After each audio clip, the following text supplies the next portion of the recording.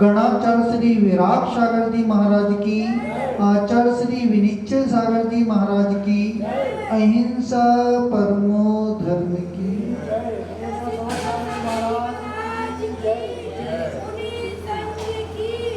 भव्य आत्मन इस संसार पर दृष्टि पड़ती है तो ऐसा प्रतीत होता है जिनका ज्ञान चलायमान है उस बिजली के समान है।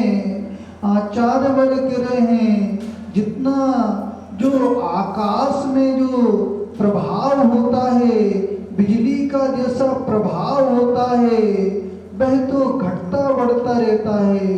इसी प्रकार जो छद्मस्त अवस्था में है उनका ज्ञान अधूर्व है। कैसा है? अधूर्व है।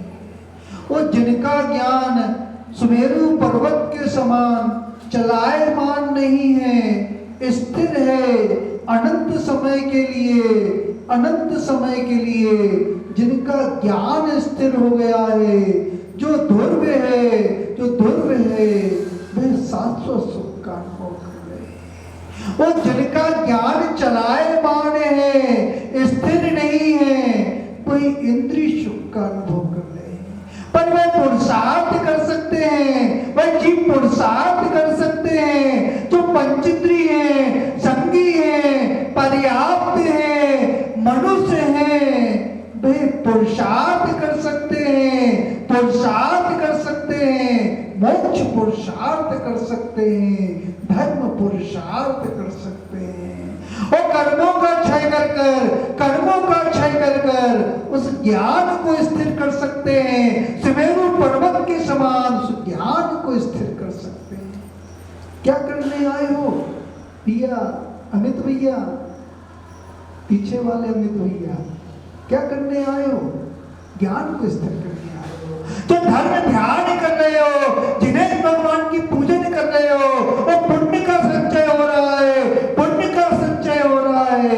वो पुण्य बढ़ जाए, उसका फल प्राप्त हो जाए। तो आचार्य कुंद स्वामी कह रहे हैं पुण्य फल अरिहंता, पुण्य का फल अरिहंत अवस्था है। क्या है? जो फल का जो विशेष जब पुण्य चरम सीमा को प्राप्त करता है, पुण्य चरम सीमा को प्राप्त करता है तो अरिहंत अवस्था की प्राप्ति होती है। जिसकी प्राप्ति होती है अरिहंत अवस्था की प्राप्ति होती है। तो पुण्य बढ़ेगा कैसे भैया? सुनील भैया, पुण्य बढ़ेगा कैसे? तो आचार्य बन के रहे, जो आचार्य होते हैं, जो आचार्य पद पर स्थित होते हैं, उनकी भक्ति होती है, उनके प्रति विनय का भाव होता है, श्रद्धा का भाव होता है, तो पुण्य का संचय प्रारंभ हो जाता है। उसमें शक्ति छिपी हुई है, शक्ति छिपी हुई है। और ऐसी शक्ति छिपी हुई है कि केवली का पाद मूल मिल जाए। किनका मिल जाए? केवली का पाद मूल मिल जाए, वो अरिहंत भक्ति हो, दर्शन में शुद्धि बढ़ जाए, वो साथ में अरिहंत भक्ति हो, जीव तीर्थंकर जैसी प्रगति का बंध कर सकता है। उसका बंध कर सकता है, तीर्थंकर जैसी प्रगति का बंध कर सकता है। और जब तीर्थंकर प्रगति का उदय आता है तो केवल ज्ञान प्रकट होता है। क्या प्रकट होता है? केवल ज्ञान प्रकट होता है। जो तीर्थंकर प्रगति भी ध्रुव प्रगति है। कैसी प्रगति है? ध्रुव प्रगति है। वो निरंतर बनती है, उसमें गेफ नहीं लगता, मात्र जब जीव नरक जाता है, नरक पर्याय को प्राप्त करता है, मात्र अंतर मूर्त का गेप करता है। निरंतर आचार बन करे और प्रगति निरंतर बनती है, निरंतर। आपके हृदय में निरंतर क्या चल रहा है? क्या चल रहा है? धर्म ध्यान चल रहा है कि आर्थ रोग ध्यान चल रहे हैं? क्या चल रहा है? यदि धर्म ध्यान चल रहे हैं, धर्म ध्यान चल रहा है, तो आप ऐसे पुण्य को संचय कर रहे हो, ऐसे पुण्य को संचय कर रहे हो कि भाई आपको अरिहंत अवस्था दिलाने वाला है और आचार पथ को देने वाला है, परम पथ को देने वाला है। भक्ति को सामान्य मत समझना। जो आचार होते हैं वो श्रेष्ठ होते हैं। कैसे होते हैं? जो आचार होते हैं वो श्रेष्ठ होते हैं। उनकी भक्ति करने से आचरण शुद्ध होता है। क्या होता है? आचरण शुद्ध होता है। उन गौतम स्वामी ने कितनी भक्ति की? अरिहंत भगवान की भक्ति की, अरिहंत भगवान की भक्ति की, और ऐसी भक्ति की, उनका आचरण शुद्ध हो गया। वो वे गणधर परमेष्टि हो गए। सामान्य जीव थे, यदि दीक्षा को ग्रहण किया, तो संस्कारों को ग्रहण किया, तो अंतु भैया कितनी रत्नियां प्रकट हो गई? कितनी 63 रत्नियां प्रकट हो गई। कितनी रत्नियां प्रकट हो गई? 63 रत्नियां प्रकट हो गई। जो गर्दन होते हैं उनको 63 रत्नियां होती हैं, और जो अरिहंत होते हैं उनको 64 रत्नियां होती हैं। कितनी रत्नियां होती हैं? 64 रत्नियां होती हैं। प्रभाव होता है, उस गर्दन पथ का प्रभाव होता है, ऐसा प्रभाव होता है, ऐसी विशुद्धि बढ़ती है। एक रत्नी प्राप्त नहीं होती, वो तो 63 रत्नियां अपने आप प्राप्त हो जाती हैं। तो वो कह रहे हैं ऐसे गुरुओं की भक्ति करने से, ऐसे आचार्यों की भक्ति करने से, जो आचार पथ पर है, उनकी भक्ति करने से क्या प्राप्त नहीं हो सकता? सब कुछ प्राप्त हो सकता है, पर वो पुरुषार्थ करना पड़ेगा, भक्ति का पुरुषार्थ करना पड़ेगा। एक व्यक्ति था, वो गुरु के आश्रम में रहता था। किसके आश्रम में था? गुरु के आश्रम। वो गुरु के आश्रम में रहता था, वो गुरु की आज्ञा का पालन करता था, वो सेवा करता था, निरंतर सेवा में लगा रहता था। आप सेवा में लगे रहते कि नहीं रहते? महाराज, अभी तो धर्म कर्म समझ में नहीं आ रहा है। अभी क्या समझ में आ रहा है? अभी तो महाराज बाहर के पद समझ में आ रहे, अंदर के पद समझ में नहीं आ रहे। जिनको बाहर के पद समझ में आते हैं, उपाधियां समझ में आती हैं, उन्हें 5 पद समझ में नहीं आते, और जिन्हें अंतरंग के पद समझ में आते हैं, उन्हें बाहर के पद दिखाई नहीं देते। अभी कौन से पद दिख रहे हैं? अभी बाहर के पद। अमित भैया कौन से पद दिख रहे हैं? बाहर के पद। तो जिनको अंदर के पद समझ में आते, उनको बाहर के पद समझ में नहीं आते। वो निरंतर सेवा करता था, गुरु की सेवा करता था। भाई बालक स्वार्थी था, स्वार्थ से सेवा करता था। गुरु की सेवा करूंगा तो गुरु प्रसन्न हो जाएंगे। भैया सेवा तो करना, तो स्वार्थ से मत करना, विनय पूर्वक सेवा करना, निस्वार्थ सेवा करना। जब निस्वार्थ सेवा होती है, वहां पे सच्चा फल मिलता है। क्या मिलता है? सच्चा फल मिलता है। तो मैं सेवा कर रहा था। सेवा भी 2 प्रकार की होती है अरविंद भैया, 2 प्रकार की सेवा होती है। एक विनय पूर्वक होती है, एक वात्सल पूर्वक होती है, और एक कपट पूर्वक होती है। 2 प्रकार की सेवा होती है। और जहां पर कपट पूर्वक सेवा होती है, वहां पे चापलूसी होती है। क्या होती है? वहां पे चापलूसी होती है। और जहां पे चापलूसी होती है, वहां पर सेवा नहीं है, वहां पर विनय नहीं है। और जहां पे चापलूसी नहीं होती, मार्ग विनय होती है, वहां पे आत्मा में विशुद्धि होती है। क्या होती है? विशुद्धि होती है। और जहां पे चापलूसी होती है, आप नगर से बाहर जाते हो, बहुत से लोग जाते हैं, नगर से बाहर जाते हैं, साधु मिलते हैं, अन्यत्र नगर में मिलते हैं, तो क्या बोलते हो? महाराज जी हमारे नगर में आना। नगर में आना, हमारा नगर बहुत अच्छा है। आपका नगर तो अच्छा है, आपका दिल कैसा है, आपका मन कैसा है, आचार बन के रहे, यदि समर्पण है, आपके हृदय में समर्पण है तो शब्द सही निकलेंगे, और समर्पण नहीं है तो शब्द असत्य निकलेंगे, कपटपूर्वक शब्द निकलेंगे। क्या बोलते हो कि आप हमारे नगर में आओ, आपकी सेवा होगी, आपकी भैया व्यक्ति होगी, आपका धर्म ध्यान बढ़ जाएगा। क्या बढ़ जाएगा? धर्म ध्यान बढ़ जाएगा, आपकी साधना में हम सहयोगी बनेंगे। बोलते कि नहीं बोलते? वो साधु नगर में आ जाए, फिर दिखते कि नहीं दिखते? वो तो केवली भगवान जानते हैं। कौन जानते हैं? केवली भगवान जानते हैं। आपकी परिणति को जानते हैं तो गुरु है, उनके प्रति कितना समर्पण है, कितना समर्पण है। भैया मेढक देखा? मेढक, छोटे ब्रह्महत्या की मेढक देखा? मेढक कैसा होता है? वो स्थिर नहीं रहता। क्या नहीं रहता? वो स्थिर नहीं रहता, एक स्थान से दूसरे स्थान पर जाता है, एक स्थान पर दूसरे स्थान पर जाता है। कोई मेढक को तोलना चाहे, अंधु भैया तो व्यापार करते, तोलने का ही व्यापार करते हो, तो कोई व्यक्ति मेढक को तोलना चाहे तो तोल नहीं सकता। इसी प्रकार आचार वर्ग रहे जो माया से युक्त होते हैं, तो जिन माया से युक्त होते हैं उनके हृदय में संतुलन नहीं होता, उनके हृदय में संतुलन नहीं होता, उनके वचनों में संतुलन नहीं होता। वो करते कुछ हैं और बोलते कुछ हो, करते कुछ है। वो तो मेढक के समान है। किसके समान है? मेढक की विशेषता होती है। क्या होती है? मेढक की विशेषता होती है, जैसे पानी गिरता है, जैसे पानी गिरता है वो बोलना प्रारंभ कर देता है। क्या करता है? बोलना प्रारंभ कर देता है। आप कब बोलते हो? कब बोलते हो? जब महाराज असाता कर्म का उदय आ जाए। किसका उदय आ जाए? असाता कर्म का उदय आता है। असाता कर्म का उदय आता है। इस संग समझ में नहीं आता, संग भेद समझ में नहीं आता, फिर तो गुरु नजर आते हैं। क्या नजर आते हैं? गुरु नजर आते हैं।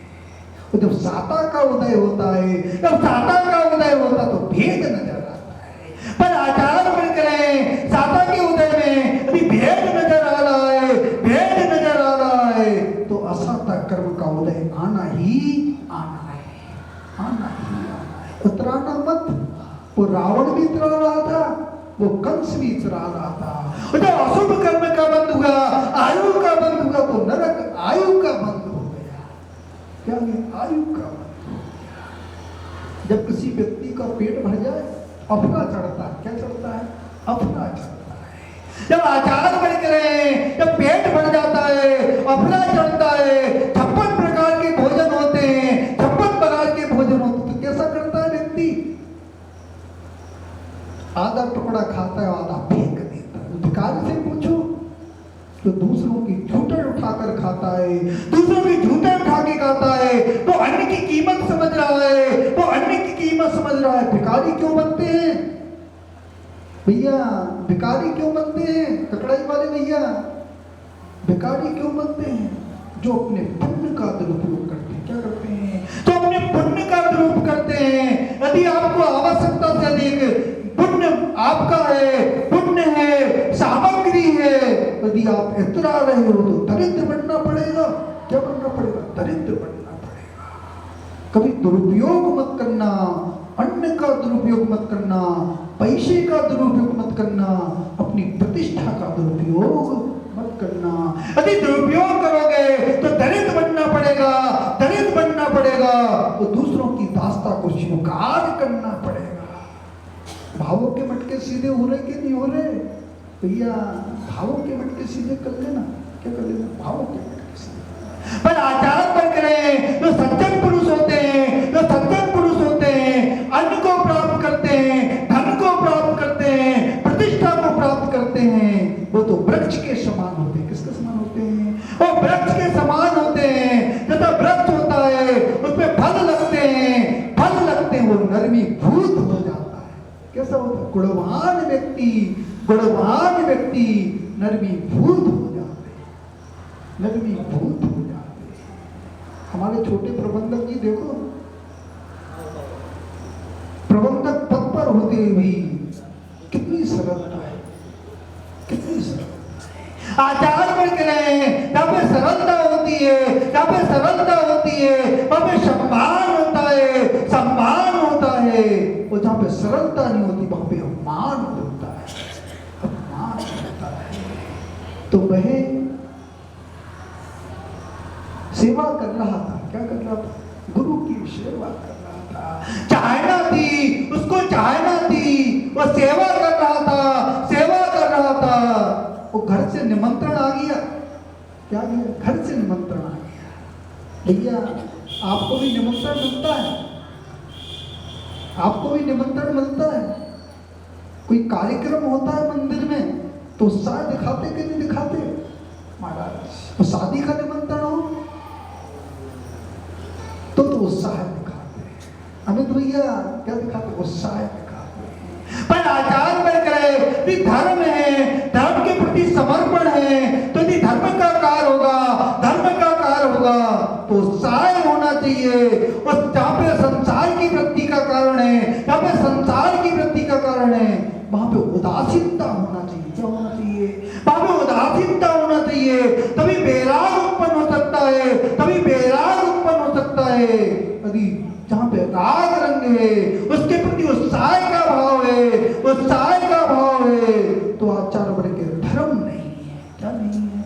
धर्म नहीं है। वो धर्म के प्रति मध्यस्थ भाव है, साधु के प्रति मध्यस्थ भाव है, पूजन के प्रति मध्यस्थ भाव है, बड़े बड़े अनुष्ठानों के प्रति मध्यस्थ भाव है। तो आचार्य वर्ग कह रहे अभी धर्म आपके हृदय में कहीं ना कहीं कमी है, और धर्म के प्रति कमी है, समर्पण के प्रति कमी है। तो वह भक्ति कर रहा था और गुरु की भक्ति कर रहा था। वह निमंत्रण पढ़ता है, निमंत्रण पढ़ता है, उस पिता का पत्र पढ़ता है। उस पत्र में लिखा हुआ था बहन की शादी करना है, कुछ धन की आवश्यकता है। अब चिंता है कि नहीं है? अब बच्चियों की शादी की चिंता है कि नहीं है? अब तो जमाना बदल गया। क्या है? पंचम काल का प्रभाव है। पहले पुत्रियों के विवाह की चिंता होती थी, अब पुत्रों के विवाह की चिंता है। आचार बढ़ रहे, जब मर्यादा समाप्त होती है, जब मर्यादा समाप्त होती है वहां पे परिवर्तन हो जाता है। क्या हो गया? परिवर्तन हो गया। जो मर्यादा थी घर से बाहर निकल जाती है, तो मर्यादा होती है घर से बाहर निकल जाती है, वहां पे परिवर्तन हो जाता है। क्या हो जाता है? परिवर्तन। आजकल परिवर्तन चल रहा है। क्या चल रहा है? कल एक व्यक्ति आया, अंतु भैया, कल एक व्यक्ति भैया व्यक्ति करने आया। वो भैया व्यक्ति करने आया, वो भैया व्यक्ति कर रहा था, भैया व्यक्ति कर रहा था, अपना दुख रो रहा था। क्या रो रहा था? अपना दुख रो रहा था। महाराज शादी तो हो गई और तलाक भी हो गया। क्या हो गया? विवाह भी हो गया, विवाह भी हो गया और तलाक हो गया, तलाक हो गया। आचार बन के रहे जहाँ पे संघ परिचक्ता, आचार कुंद कुंद स्वामी कह रहे हैं, संघ परिचक्ता, जहाँ पे परिग्रह होता है, जहाँ पे परिग्रह होता है, जहाँ पे परिग्रह का त्याग होता है वहाँ पे संयम होता है, और जहाँ पे परिग्रह का त्याग नहीं होता वहाँ पे दुख होता है, दुख होता है। वो रो रहा था कि महाराज बीवी भी चली गई और पैसे भी चले गए, दोनों चले गए, दोनों चले गए। मैं चिंतन कर रहा था, मैं चिंतन कर रहा था, ये पंचम काल है, इस काल का प्रभाव है, इस काल का प्रभाव है। शील धर्म समाप्त हो रहा है। अब तो शादी ब्याह क्या हो, गुड्डा गुड्डी के खेल हो गए। क्या हो गए? गुड्डा गुड्डी के खेल हो गए। भाई राजुल संबंध तय नहीं हुआ, वो विवाह के फेरे नहीं हुए, विवाह के फेरे नहीं हुए, मात्र संकल्प कर लिया, मात्र हृदय में संकल्प कर लिया कि नेमिनाथ कुमार मेरे पति हैं, मेरे पति हैं। मात्र संकल्प कर लिया, इतना संकल्प कर लिया। तो जैसी नेमिनाथ ने वैराग को धारण कर लिया, संयम को धारण कर लिया, उस आचरण को धारण कर लिया, और जब राजुल को पता चला, राजुल को पता चला, पिता समझा रहे हैं, माँ समझा रहे हैं, संबंधी समझा रहे हैं, दूसरा वर चुन लो,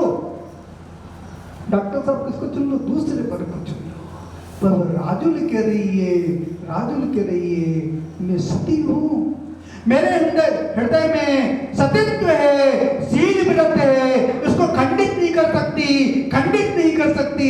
मैंने तो भाव से पति को स्वीकार कर लिया है, भावों से पति को स्वीकार कर लिया है, ना भी फेरे लिए हैं, ना सिंदूर भरा है। सिंदूर दिखता कि नहीं दिखता? अब माओ के सिंदूर दिखता कि नहीं दिखता? अब सिंदूर भी चले गए, वो सतीत्व भी चला गया। क्या चला गया? सतीत्व भी चला गया। पहले पहचान थी, क्या थी? पहचान थी। जो विवाहिता स्त्री होती थी, विवाहिता स्त्री होती थी, उसकी पहचान थी। अब पहचान है कि नहीं है? अब तो पहचान गुम गई है, और जब पहचान गुम जाती है, मर्यादा खो जाती है, वहां पे सतीत्व भी चला जाता है, शील धर्म भी चला जाता है। वो जहां पे सतीत्व होता है, वो पहचान कायम रहती है। कैसे रहती है? तो स्त्री शीलवान होती है, शीलवान होती। कछुआ देखा भैया? कछुआ कैसा होता है? कछुआ कैसा होता है? उसके सामने यदि कोई चला जाता संकुचित हो जाता है। यदि उसको भय उत्पन्न हो जाए, भय उत्पन्न हो जाए, तो अपने अंगों को संकुचित कर लेता है, संकुचित कर लेता है, छुपा लेता है। तो शीलवान स्त्री होती है, तो शीलवान स्त्री होती है, वो कछुए के समान होती है, कछुए के समान होती है।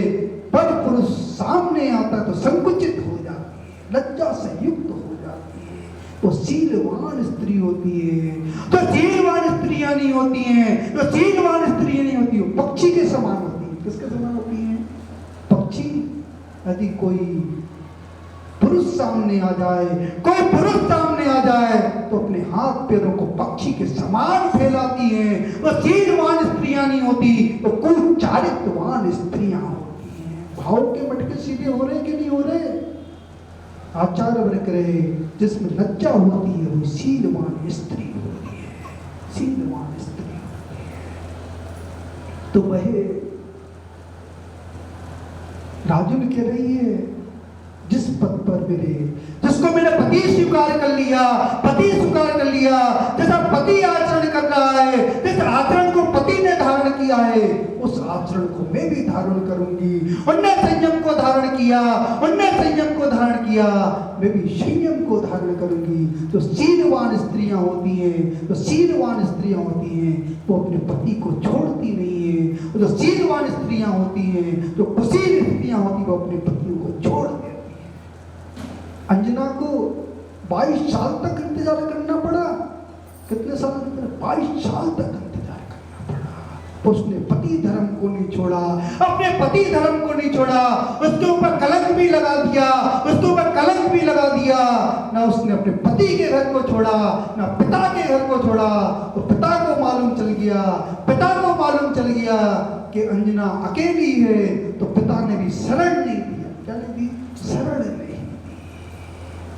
क्योंकि आचार्य वर्ग करे, जो विवाहिता स्त्री होती है, जो विवाहिता स्त्री होती है, उसकी मर्यादा मायके में नहीं होती, उसकी मर्यादा तो ससुराल में होती है। और जो मायके में रहती हैं, जो मायके में रहती हैं, वो अपने कुल के दीपक को बुझा रही है, बुझा रही है। मटके सीधे हो रहे कि नहीं हो रहे भैया? भावों के मटके सीधे हो रहे कि नहीं हो रहे? उस राजुल ने भी आरिका के व्रत को धारण किया, आरिका के व्रत को धारण किया। आरिका को देखना, चाहे वो 15 वर्ष की आरिका हो, चाहे 80 वर्ष की आरिका हो, उनके पहनावे को देखना, उनके पहनावे को देखना, उनका पहनावा कैसा होता है। आचार वर्ग रहे हैं, जो आर होते हैं, जो आर होते हैं, जो आर स्त्रियां होती हैं, उनको आरिका के समान रहना चाहिए, आरिका के समान रहना चाहिए। उनका जो शरीर होता है, आरिका के समान ढका हुआ होना चाहिए। वही आर स्त्रियां हैं जो आरिका के समान नहीं रहती, जो आरिका के समान नहीं रहती, वो आर नहीं है, वो तो मलिच्छ है। कौन है? मलिच्छ है। समझ में आ रहा कि नहीं आ रहा भैया? अंदर के पट खुल रहे कि नहीं खुल रहे? वो अंदर के पट खुल जाएंगे तो शील धर्म प्रारंभ हो जाएगा, शील धर्म प्रारंभ। तो वह अपने गुरु से कह रहा है, अपने गुरु से कह रहा है मेरी बहन का संबंध करना है, बहन का संबंध करना है, मुझे घर जाना है, घर जाना, मुझको आज्ञा दे दो, आज्ञा दे दो। भाई गुरु कहते हैं ठीक है चले जाओ, तुमको जाना, जाने वाले को कौन रोक सकता, जाने वाले को कौन रोक सकता है। गुरु आशीष देते हैं, आशीष देते हैं। जब वो जाने लगता है, जाने लगता है, एक अनार दे देते, क्या देते, अनार देते। भैया अंतु भैया, गुरु कुछ भी दे दे सामान मत समझना, तो गुरु कुछ भी दे रहे उसको सामान मत समझना। मात अनार दे दिया, एक अनार का फल दे दिया, वो तथास्तु बोल दिया, वो दुखी मन से जा रहा है, दुखी मन से जा रहा है। मुझे तो अपेक्षा थी, मुझे तो अपेक्षा थी गुरु धन देंगे, दौलत देंगे, आशीष देंगे, वो मेरे घर को समृद्ध कर देंगे। वो अनार को लिए चला जा रहा था, दुखी मन से चला जा रहा था। वो घर में पहुंचता है, यदि गृह में पहुंचता है और पिता से कहता मैं अनार लेकर आया हूं, क्या लेकर आया, अनार, गुरु ने अनार दिया है। उसी वक्त एक नगर में घटना घट जाती है, नगर में घटना घट जाती है। उस नगर का राजा था, उस नगर का राजा था, उस राजा का पुत्र बीमार पड़ जाता है, उस राजा का पुत्र बीमार पड़ जाता है।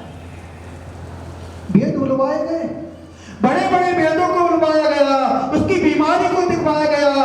वेद आते हैं, औषधि देते हैं, औषधि देते हैं। इस औषधि को अनार के रस में देना है, किसमें देना है, अनार के रस में देना है। अनार की खोज की गई, चारों तरफ अनार की खोज की, चारों तरफ अनार की खोज की, पर अनार फल नहीं मिला, अनार फल नहीं मिला।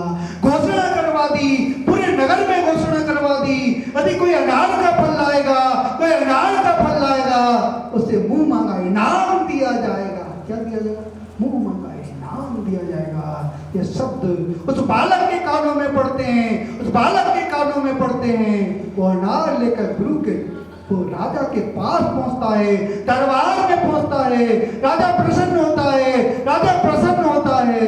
वो राजा से कहता है, राजा कहता है तुम्हें क्या वरदान चाहिए, तुम्हें क्या वरदान चाहिए, मैं मन वांछित वरदान मांग लो। तो वो कहता है मुझे अपनी बहन का विवाह करना है। क्या करना है, बहन का विवाह करना है। वो राजा कहता है, वो राजा कहता है अब तुम्हारी बहन नहीं है, अब वो मेरी पुत्री है, मेरी पुत्री है। उसका विवाह करूंगा, उसका विवाह करूंगा, जैसे राजा की पुत्री का विवाह होता है वैसा उसका विवाह करूंगा। तो अनार लिया, अनार लिया। गुरु की महिमा समझ में आ गई, क्या समझ में आ गई, गुरु की महिमा समझ में आ गई। उस भक्ति का प्रभाव है, उस भक्ति का प्रभाव है। अनार के बदले उसे गांव का राजा भी बन गया और बहन का विवाह भी हो गया। उस गुरु भक्ति का परिणाम है, उस गुरु भक्ति का परिणाम है। उसको तो समझ में आ गया। अंत में भावना बातें हैं, आपको भी समझ में आ जाए, आपको भी समझ में आ जाए तो आचार्यों के प्रति ऐसी भक्ति प्रकट हो, ऐसी भक्ति प्रकट हो, शक्ति, ऐसी शक्ति श्रद्धा प्रकट हो कि केवली का पाद मिल जाए, आपको केवली का पाद मिल जाए। वो आप तीर्थंकर प्रगति बनकर अपनी आत्मा का कल्याण करें। ओम नमः शिवाय।